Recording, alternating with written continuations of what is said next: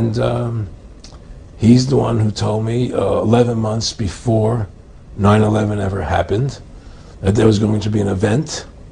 Never told me what the event was going to be, but there was going to be an event, and out of that event, we were going to invade Afghanistan to run pipelines from the Caspian Sea.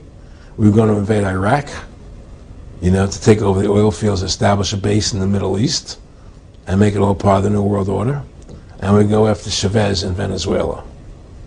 And sure enough, later 9/11 happened, and I remember he was telling me how how you're going to see soldiers looking in caves for people in Afghanistan and Pakistan and all these places, and there's going to be this war on terror, which is no real enemy, and the whole thing is a giant hoax, but it's a way for the government to take over the American people. He told you it was going to be a hoax. Oh yeah. There's no question. He says there's going to be war on terror, and he's just laughing. There's no who are we fighting? I mean, why do you think 9/11 happened, and then nothing's happened since then? Do you think that our security is so great here that these people who pulled off 9/11, who were able to, can't knock down another plane? Come on, it's ridiculous. 9/11 was done by people in our own government and our own banking system to perpetuate the fear of the American people into subordinating themselves to anything the government wants them to do. That's what it's about, and to create this war, this endless war on terror. And that's why and that was the first lie. And the next lie was going into Iraq, to get Saddam Hussein out with his weapons of mass destruction. That was the next lie. Now, specifically, this was a little over 6 years ago. This was 11 months before 9/11. Yeah. And Nick Rockefeller, who's a lawyer, he's become your friend over the previous years, and he's saying to you that there's going to be this big event, and then out of that we're going to have a war on terror, and it's just going to go on and on. Right, an endless war on terror without any real enemy. That you can never define a winner. And did he say that it's going to be perfect because you can't define an enemy? It just goes on and on? Yeah, because you can't define a winner. There's no one to beat, so it goes on and on forever.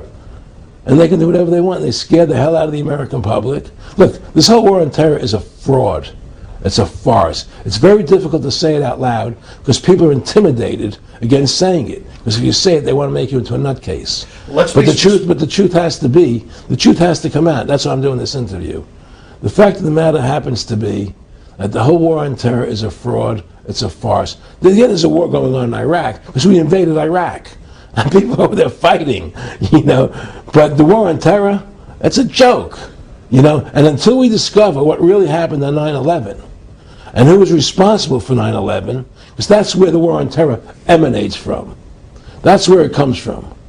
It was 9/11 that allowed this war on terror to begin. And until we get to the bottom root of 9/11, the truth of 9/11, we'll never know about the war on terror. Aaron, you said that he was, and I think it's important, and I know this about the Rockefellers from Dr. Dennis Cuddy and many others who literally, you'll be 20 years old in a lunch line at college, and no, it's David Rockefeller. And they're experts at recruiting and getting what they call players, and that clearly he was, I want to make it specific and just get you to reiterate what you said last night about you got 30% of the vote, you were having an effect, you made mad as hell, they knew that you'd started the Constitution Party, They knew that you were somebody who was taking action and getting things done, you'd already made some big films, had a lot of other successes, right. So they were trying to recruit you, and didn't it come down to the point of, hey, we are here to recruit you, and don't worry, your chip's going to say, don't mess with us, this guy's don't touch. Yes, that did happen. I was definitely being recruited. But it's more subtle than that. Well, in your words, just go through the process, and then what he said. Well, what it is remember we were friends, and he used to come to my house a lot. We'd have dinner, we'd talk, and he'd tell me about business investments he'd get involved in, or they would help me with this business investment or that business investment. And was I interested in joining the Council on Foreign Relations? I would have to get a letter to join them, but was I interested in that? And just stuff, leading you on. And I used to say to him that I never really did that because that wasn't where I was coming from. As much as I like you, Nick, your ways and my ways, we're on the opposite side of the fence.